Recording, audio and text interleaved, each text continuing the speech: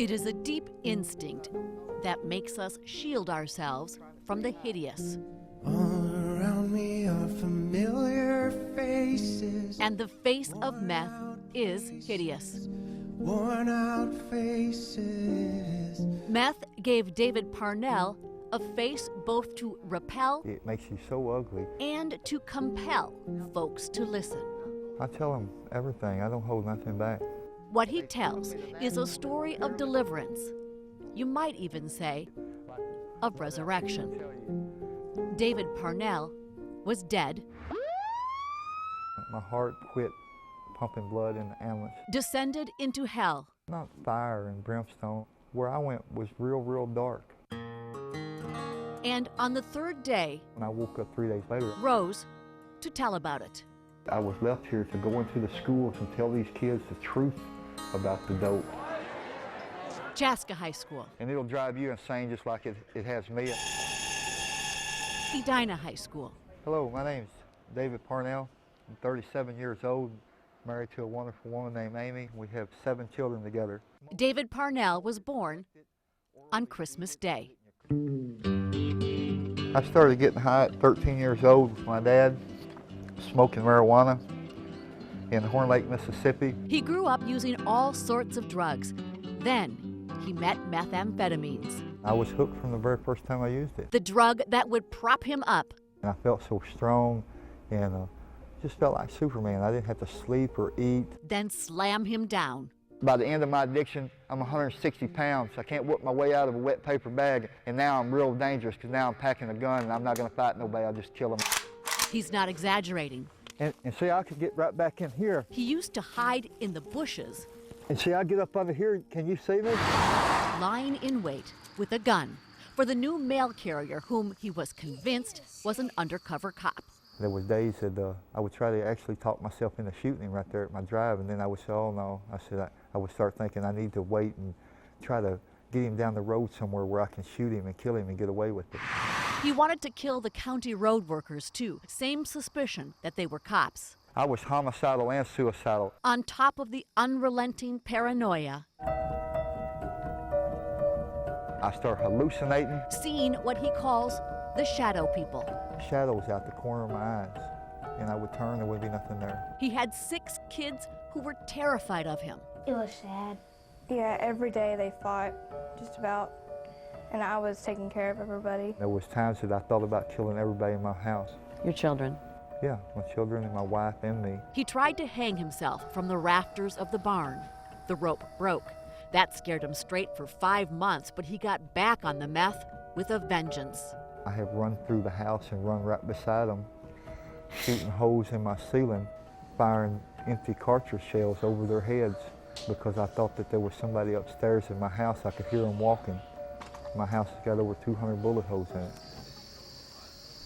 On February 21st, 2002, so sick from the meth he couldn't even stand up, he asked his wife, who threatened to leave him, to lie down with him. I said, okay, I'm laying down with you. We'll talk for a minute, but I'm still leaving. I knew then that was it.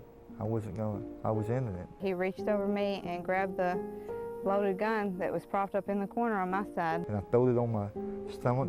I kicked the safety off. I hollered and I raced up and I reached for the gun, but it was too late. I never even had a chance to grab it before he pulled the trigger. The bullet ripped into his chin and came out between his eyes, literally blowing off his face, and he remembers it all. I remember feeling what it felt like when my face blowed off.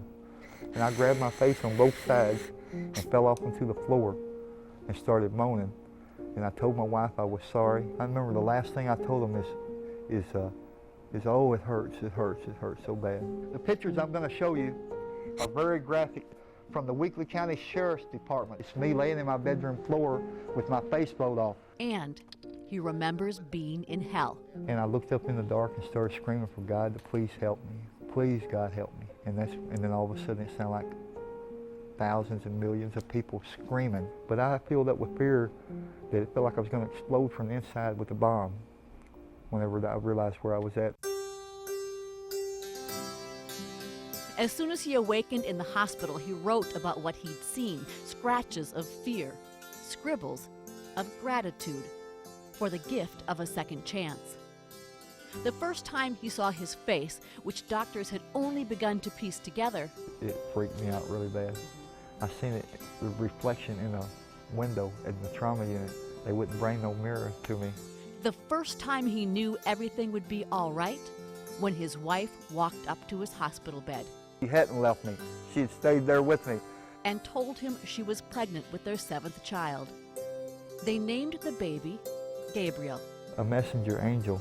For me, he was a message from God that everything was going to be okay, and then I did have a second chance. He has made much of that chance Good one. in his own home. Put up there. No drugs in 21 months. Even the cravings are gone now.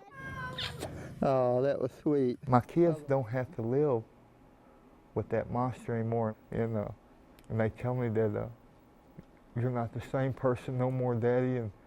And I asked them, did they think their prayers got answered? And my girl said, oh yeah, Daddy, my prayers got answered. And she wasn't praying for her daddy to shoot herself. She was praying for her daddy to be delivered from drugs. And he has made much of his second chance among people he doesn't know. And if you're sitting out there and you think, well, I'm not going to be like him, it'll never happen to me, you're fooling yourself. You can't control this dope. And that's what life is. You either make a positive impact on people or a negative. You guys had the power in you to change the world. These are kids who 2 years ago he would just as soon have sold dope to as look at. I have an obligation of trying to help people get off of dope because I helped them get on it for so many years. His message is part horror story, The addicts know that there's a small amount of meth in those scabs, so they would eat them, and then they would pee in a cup and drink their own urine, anything to try to stay high. and part hope. I've never been stronger in my life. I exercise regularly. And his story is not so extreme that kids right here in Minnesota can't relate to it. In fact, they can. No, I've seen it at its worst. I've seen parents of friends doing it. It really hit home with the whole violence part of how people get violent. It really hit home too when you were talking about how you'd see things. Like, 'cause I know somebody that used to do meth a lot, and they would like wake me up in the middle of the night and there's worms on my floor. It seemed like it went really well. I'm totally convinced that I can make a difference, or I wouldn't be able to do this from my heart.